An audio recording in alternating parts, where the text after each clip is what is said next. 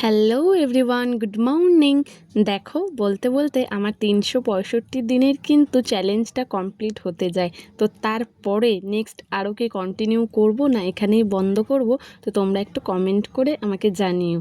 তারপরে সকালবেলা ব্রেকফাস্টে বানিয়ে নিয়েছিলাম তড়কা, তার সাথে পরোটা, তার সাথে এক টুকরো পেঁয়াজ। এক কথায় একটা অসাধারণ কম্বিনেশন বলতে পারো। সকাল হোক বা বিকাল বা রাতের টিফিন, এক কথায় অসাধারণ। তারপরে দেখো, মাছের মধ্যে ছিল বাটা মাছ। তো আজকে রান্না করেছিলাম অল্প করে পালং শাক, ছোলা দিয়ে ভেজেছিলাম, ঝিঙে, কুমড়ো, চিংড়ি মাছ দিয়ে একটা তরকারি করেছিলাম, আর এই বাটা মাছগুলো দিয়ে কাঁচকলা দিয়ে হালকা পাতলা মাছের ঝোল করেছিলাম। তারপরে দেখো, মানা আজকের অনেক কিছু ফলের বাজার করে এনেছে। তোমাদেরকে আমি আগেই বলেছি আমাদের বাড়িতে সব সময় খাওয়ার পরে ফল খাওয়া হয়। আর এখন তো আমের সিজন, আমটা মোটামুটি দুপুর রাত্রে সবসময় খাওয়া চলছে।